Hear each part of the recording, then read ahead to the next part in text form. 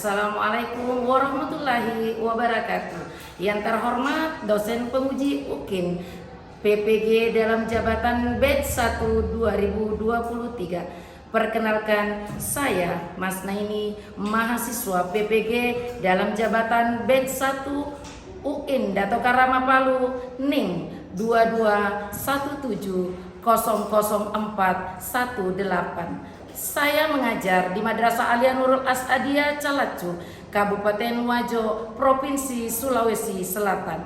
Hari ini Jumat 25 Agustus tahun 2023, saya akan melaksanakan praktek pembelajaran uji kinerja di kelas 10 IPA dengan materi menjadi hamba Allah yang berakhlak.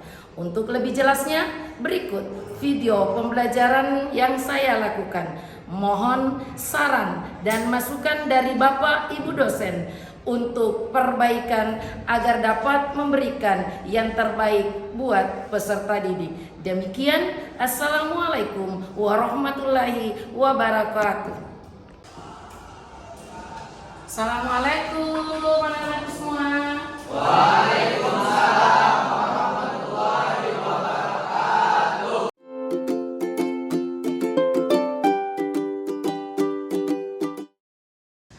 Bagaimana kabar anak-anakku sekalian hari ini? Alhamdulillah, baik. Sehat semua? Sehat, Bu. Sehat, alhamdulillah. Siap untuk menerima pelajaran dari Ibu ya? Siap, Bu. Oke. Sebelum kita memulai pembelajaran kita untuk pertemuan kita hari ini, alangkah baiknya kita memulai pembelajaran dengan doa bersama agar insya Allah proses pembelajaran kita akan diberikan kemudahan dan kelancaran oleh Allah Subhanahu wa Ta'ala. Nah, kira-kira siapa di antara anak-anakku yang bisa pimpin doa? Maju, oke. Ada Reski ya, silakan pimpin temannya, kita doa bersama. Baik, sebelum kita memulai pembelajaran kita pada pagi hari ini, alangkah baiknya marilah kita berdoa bersama agar pembelajaran yang disampaikan oleh guru bisa kita pahami dengan baik. Bismillahirrahmanirrahim. Raditu billahi rabba wa bil islami dina wa bi Muhammadin nabiyya wa rasulah. Rabbi zidna ilman nafi'an warzuqna fahman sahihan. Amin. Oke, terima kasih kepada Ibu. Nah, selanjutnya saya mau cek kehadirannya dulu ya. Ada enggak di antara anakku yang tidak sempat hadir hari ini? Kira-kira ada? Ada yang tidak hadir ya? Siapa yang tidak hadir, Nak? Urwal. Sakit ya? Yunadi ada? Ada ya? Ada lagi temannya yang tidak hadir hari ini? Siapa? Kenapa Ramadan? Sakit juga. Oh iya. Ada lagi yang lain? Tidak ada lagi? Oke. Jadi Ibu berdoa semoga temannya yang tidak sempat hadir hari ini insya Allah disehatkan kembali agar bisa bergabung dengan kita dalam aktivitas pembelajaran kita. Amin. Nah, selanjutnya Ibu akan melihat anak-anakku sekalian sejauh mana kira-kira anak-anakku ini memahami atau sejauh mana kesiapannya dalam menerima pembelajaran hari ini dari Ibu. Kira-kira ada nggak yang ingat pertemuan kemarin kita belajarnya apa? Coba angkat tangan yang tahu. Materinya apa?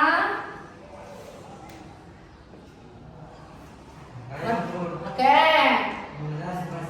Bagus. Jadi pertemuan kemarin kita sudah belajar tentang mengenal sifat-sifat Allah. Nah, sekarang ada berapa sifat wajib Allah? Siapa yang tahu angkat tangan?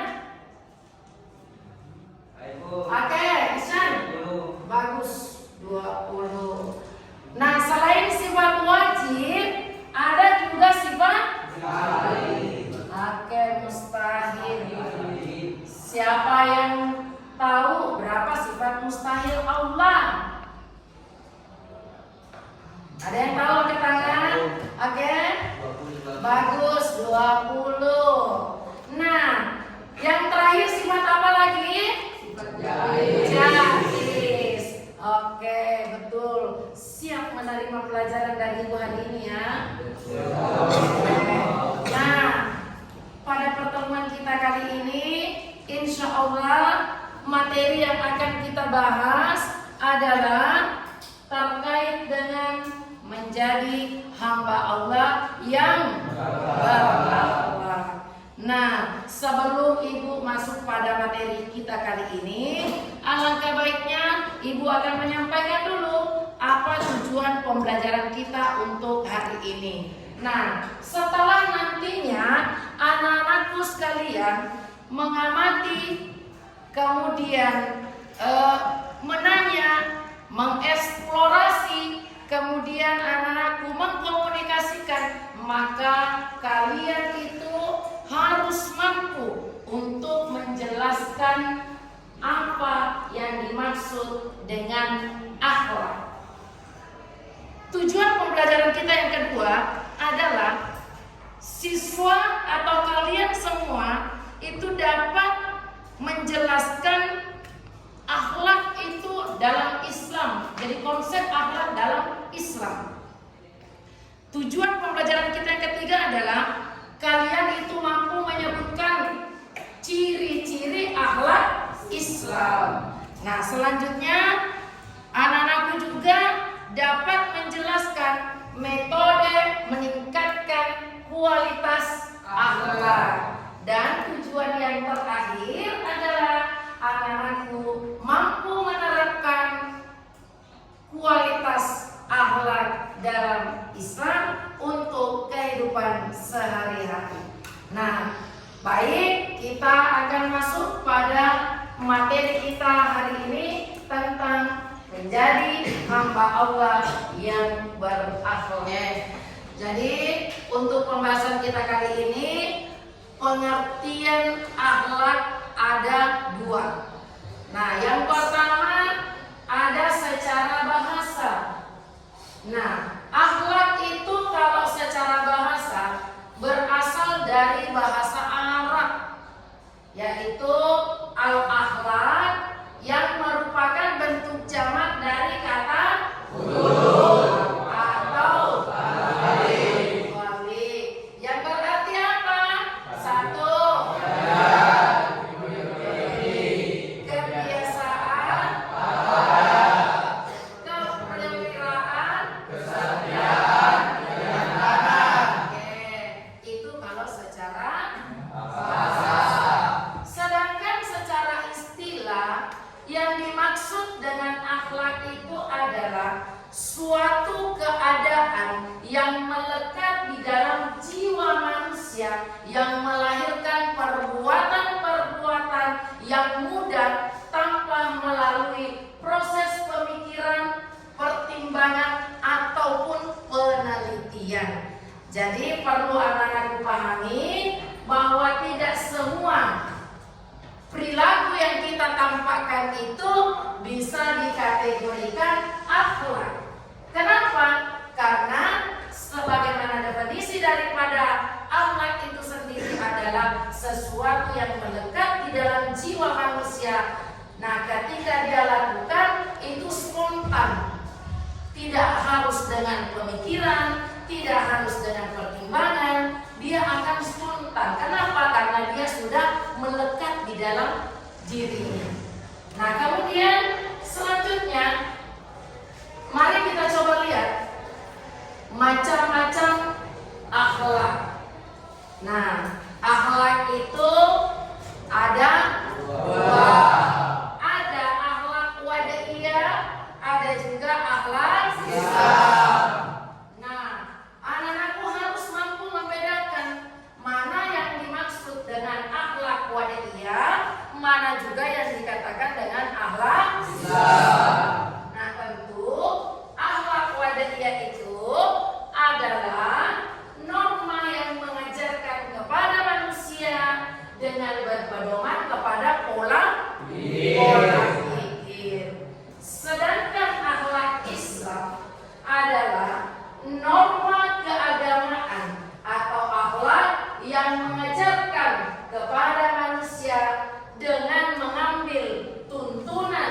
dari Allah dan Rasulnya, yaitu Al-Quran dan hadis. Nah, itulah dua macam akhlak. Selanjutnya, anak-anakku perlu tahu mana yang disebut dengan akhlak dalam Islam. Jadi, kenapa anak-anakku harus mengetahui ini? Agar anak-anakku itu bisa introspeksi diri, bisa bermuhasabah, agar kita bisa menjadi pribadi yang lebih baik. Nah, sekiranya ciri-ciri akhlak Islam yang sudah kita pahami nantinya ada atau tidak di dalam diri kita. Kalau ada, tentu tugas kita adalah menjaga dan meningkatkan. Nah, kalau itu belum ada, maka yang harus kita lakukan adalah bagaimana kita membiasakan agar kita masuk dalam ciri-ciri akhlak Islam tersebut.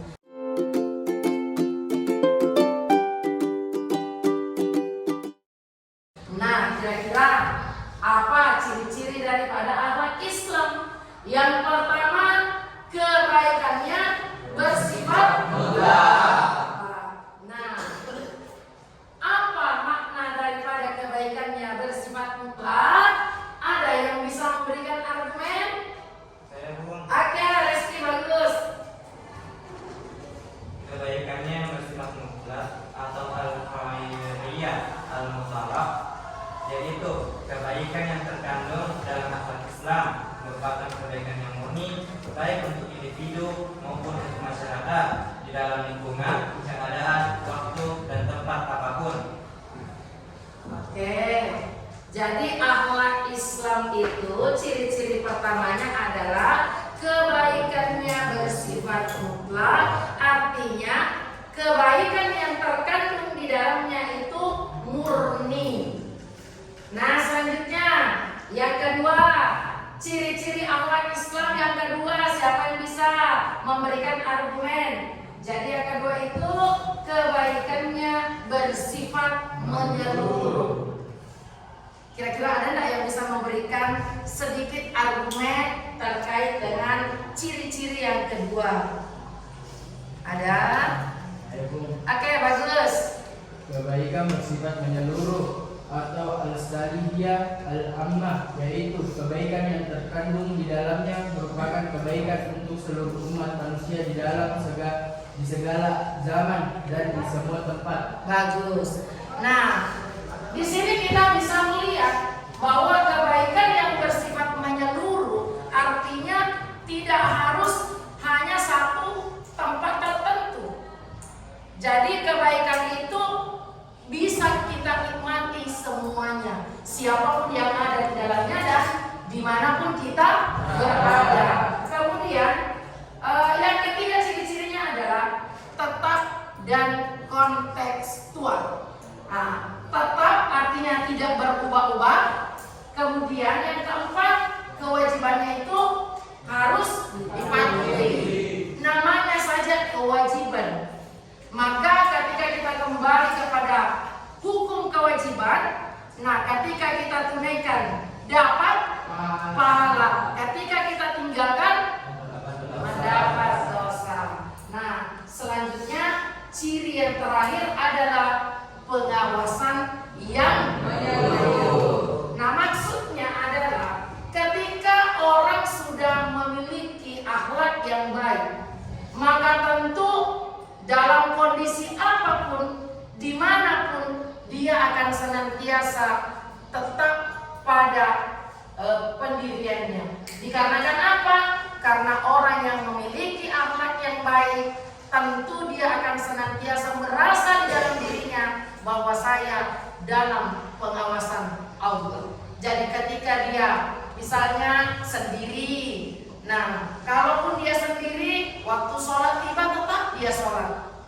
Kalaupun dia banyak, waktu sholat tiba tetap juga dia sholat. Kenapa? Dikarenakan orang yang memang sudah menanamkan di dalam jiwanya perilaku akhlak Islam, dia akan senantiasa merasa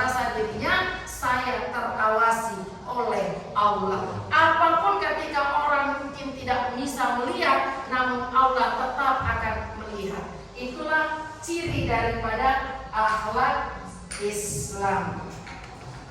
Nah, selanjutnya bagaimana kira-kira cara kita meningkatkan kualitas akhlak?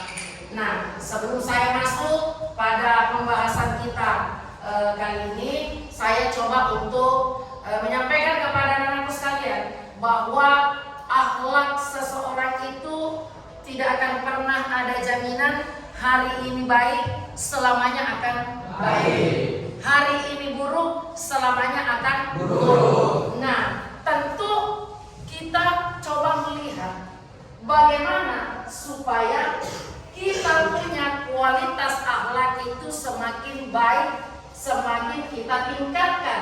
Bagaimana caranya supaya kualitas akhlak kita itu bisa menjadi baik? Setidaknya jangan menurun. Setidaknya kita mampu untuk istilahnya kita mampu untuk mempertahankan akhlak yang kita punya selama ini. Nah, salah satu caranya bisa kita melihat dari melalui perumpamaan atau tamsil. Apa itu melalui perumpamaan? Nah, biasanya kualitas akhlak itu bisa kita tingkatkan melalui metode perumpamaan.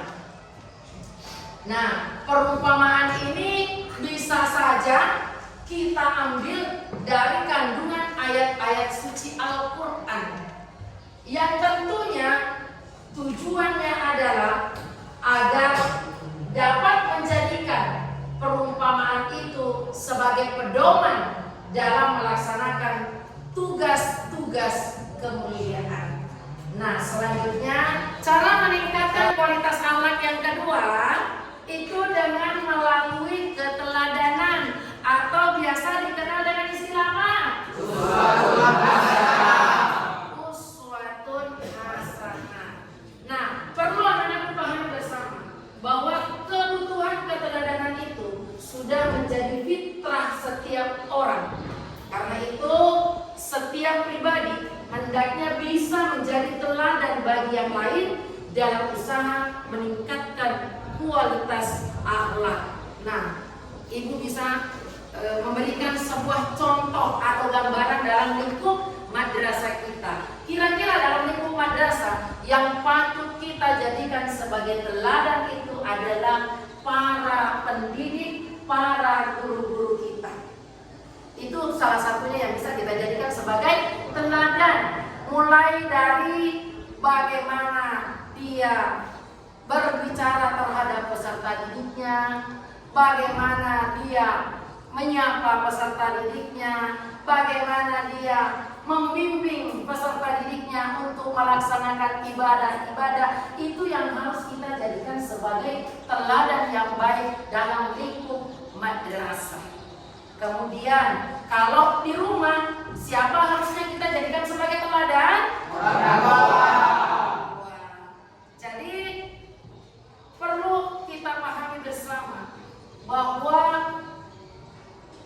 baik atau buruknya akhlak anak-anak itu tergantung dari bagaimana tumbuh kembang dan bagaimana kedua orang tuanya mendidik dan membentuk karakter anak-anaknya. Kenapa? Karena tentu kita pahami bersama bahwa kita mendapatkan pendidikan yang pertama dan utama itu adalah dalam lingkup keluarga. Nah, secara otomatis yang berperan di sini adalah kedua orang tua kita. Nah, kemudian cara meningkatkan kualitas akhlak yang ketiga adalah melalui latihan dan pengamalan.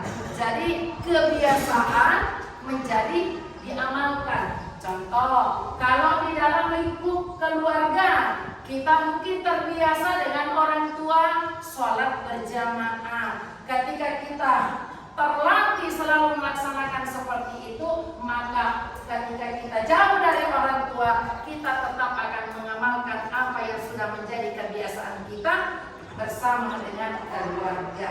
Nah, kalau dalam lingkup sekolah misalnya, kalau di madrasah biasanya kita yang bisa kita jadikan sebagai latihan ya.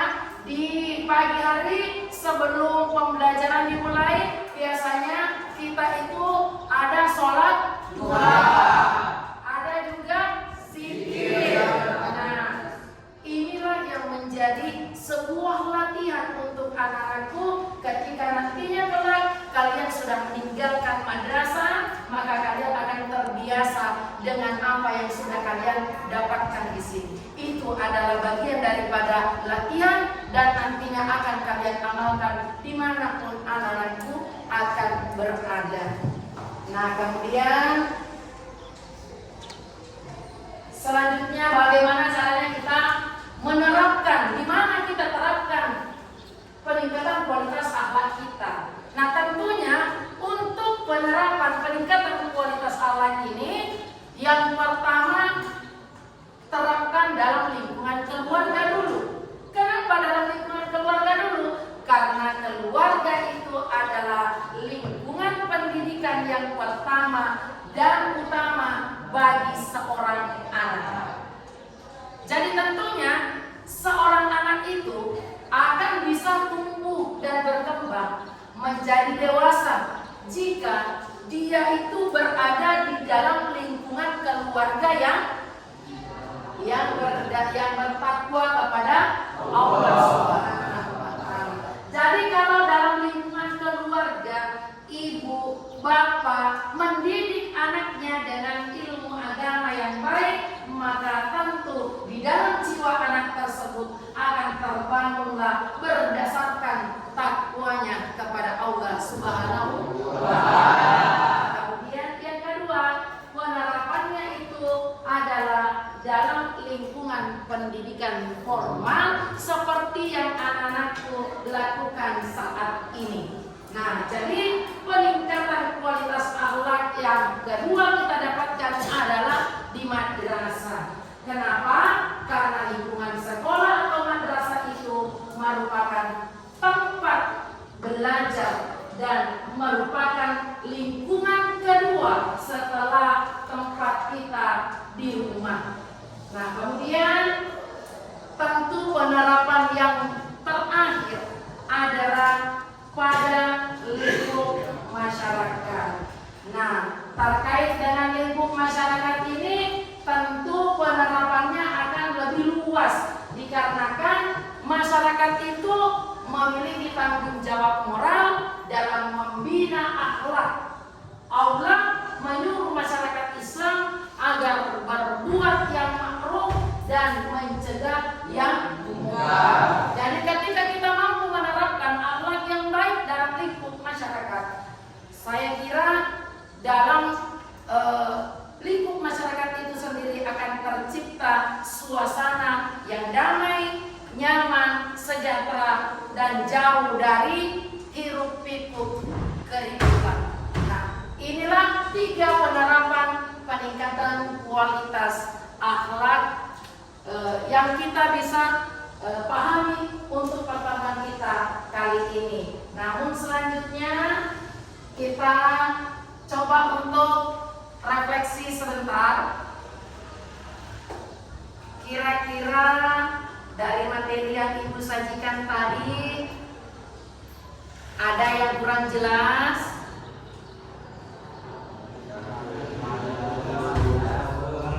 Oke? Jelas ya? Jelas. Nah, paham mulai dari pengertiannya, macam-macamnya, ciri-cirinya, bagaimana cara meningkatkan dan bagaimana menerapkan. Sudah paham? Insya Allah bisa realisasikan. Nah, sekarang Ibu akan masuk pada tugas untuk anak-anakku sekalian. Nah, tugas kita kali ini, silakan anak-anakku masing-masing bentuk kelompoknya, kemudian tentukan ketuanya. Nanti akan ada saya berikan lembar kerja peserta didik.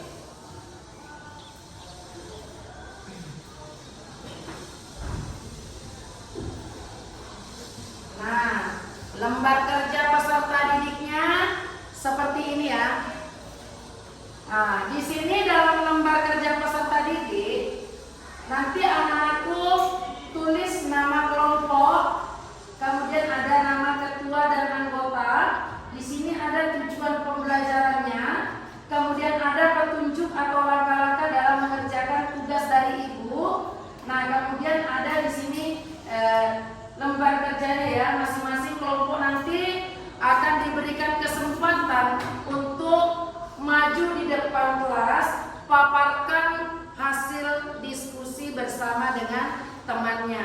Jadi nanti ibu akan menilai bagaimana kekompakannya, bagaimana kerjasamanya, bagaimana kalian dalam memahami pembelajaran hari ini. Sudah paham? Paham. Oke, saya bagikan ya.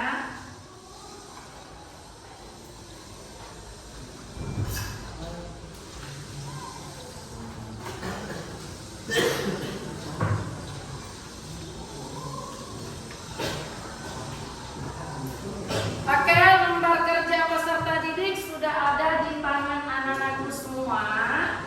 Nah, perlu anak-anak pahami bahwa tugas diskusi yang ibu berikan ini durasi waktunya itu kurang lebih 15 menit. Jadi silakan kalian diskusikan bersama dengan teman-temannya sesuai dengan waktu yang ibu berikan. Nanti setelah waktunya habis, maka masing-masing kelompok itu diperkenankan untuk maju ke depan membacakan atau memaparkan hasil diskusinya. Di sana ada tema yang akan kita diskusikan ya. Nah, apa temanya di sana? Temanya itu yang pertama, anak-anakku buatlah kesimpulan tentang penanaman akhlak dalam keluarga, dalam masyarakat, dan dalam lembaga pendidikan. Kemudian yang kedua, silakan anak-anakku tulis dalil yang terkait dengan akhlak. Sudah paham? Oke, silakan kerjakan ya.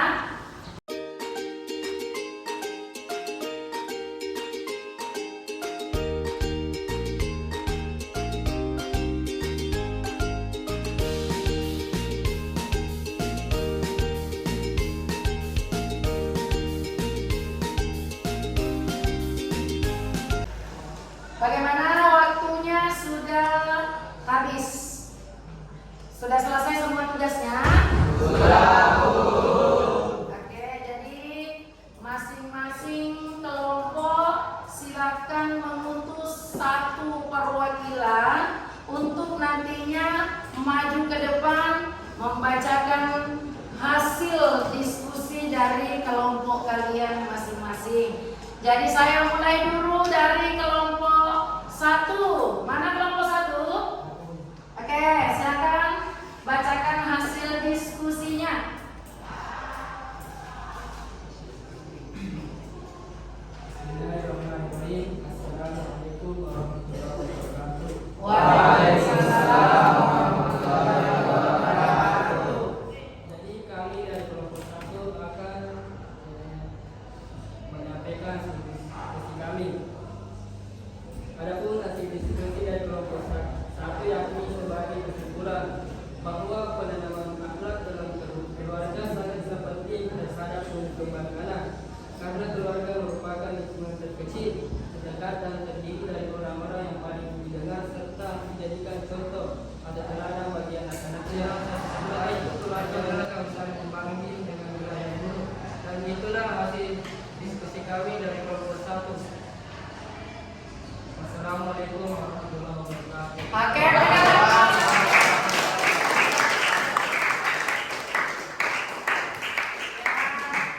jawaban yang cukup baik ya. Kemudian saya minta perwakilan dari kelompok 2. Oke, silakan ke depan.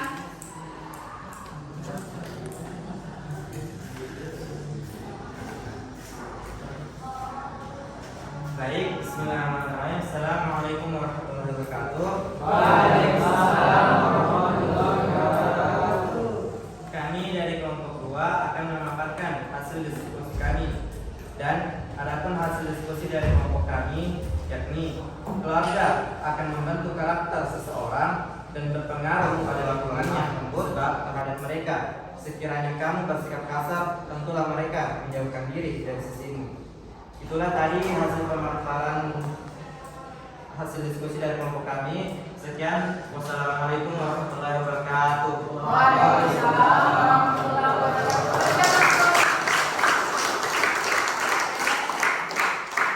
Jawaban yang cukup baik juga. Sekarang saya mau mendengar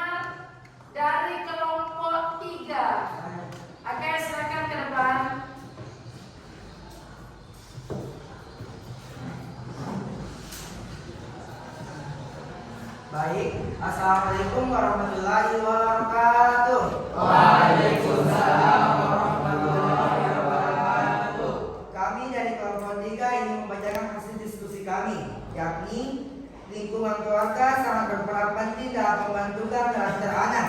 Jika seorang anak terbentuk pada kebiasaan keluarga terbentuk dengan sikap yang baik.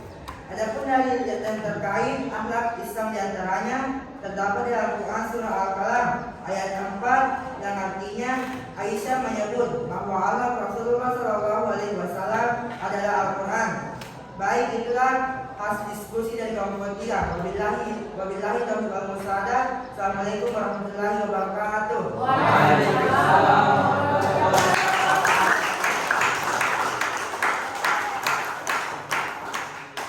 Sekarang saya mau melihat perwakilan dari kelompok 4.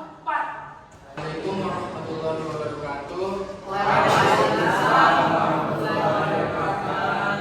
Kami akan memaparkan hasil diskusi dari kelompok 4. Pendidikan karakter pertama kali harus dilaksanakan dalam lingkungan keluarga, karena keluarga merupakan hubungan erat dan damai jauh dari kekerasan. Begitu pula dalam lembaga pendidikan, melihat kenyataan saat sekarang ini, tentu pendidikan akhlak bagi anak sangat penting diberikan sehingga para orang tua berlomba-lomba untuk memberikan pendidikan terbaik kepada para anak-anaknya. Salah satunya memasukkan di sebuah pondok pesantren agar dapat menjadi manusia yang bermartabat. Adapun dalil terkait dengan akhlak Islam terdapat dalam Al-Quran surah Al-Baqarah ayat 152 sampai 153 yang artinya, karena itu ingatlah kamu kepadaku, niscaya aku ingat kepadamu dan bersyukurlah kepadaku, dan janganlah kamu mengingkari nikmatku. Sekian dari kelompok kami. Wabillahi taufiq wal hidayah. Assalamualaikum warahmatullahi wabarakatuh.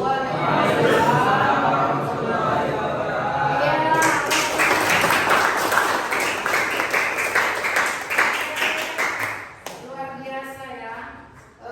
Dari pemaparan 4 kelompok, jawabannya sangat-sangat hebat. Artinya ini menggambarkan bahwa dari apa yang tadi Ibu jelaskan dari awal sampai akhir, betul-betul anakku menyimak dengan baik dan memahami dengan baik.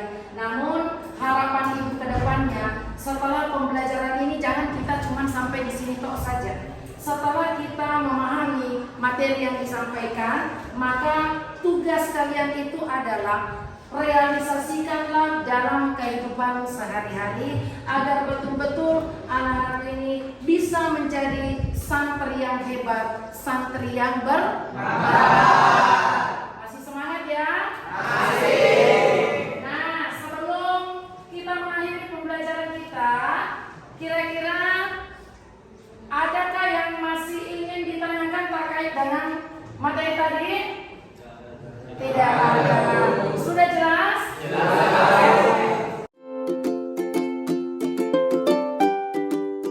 Kalau begitu, mari kita coba untuk menarik sebuah kesimpulan dari pertemuan kita kali ini, bahwa sesungguhnya pembelajaran kita terkait dengan memahami ajaran Islam, terkait mengenai dengan akhlak dalam Islam, maka seharusnya kita memiliki sikap membiasakan berakhlakul karimah, selalu meningkatkan kualitas akhlak mulia dalam kehidupan sehari-hari, selalu menghindari akhlak tercela, sadar bahwa akhlak mulia adalah bagian penting dari ajaran agama Islam, dan berusahalah menjadi diri sebagai sosok panutan yang patut untuk diteladani, baik dalam lingkup sekolah atau madrasah, lingkup masyarakat,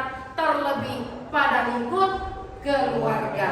Nah, sebelum kita akhiri, Ibu sampaikan kepada anak-anakku sekalian bahwa insya Allah pertemuan kita yang akan datang, maka kita akan masuk pada pembahasan kita selanjutnya, yakni induk-induk akhlak terpuji. Nah, kita tutup dengan doa.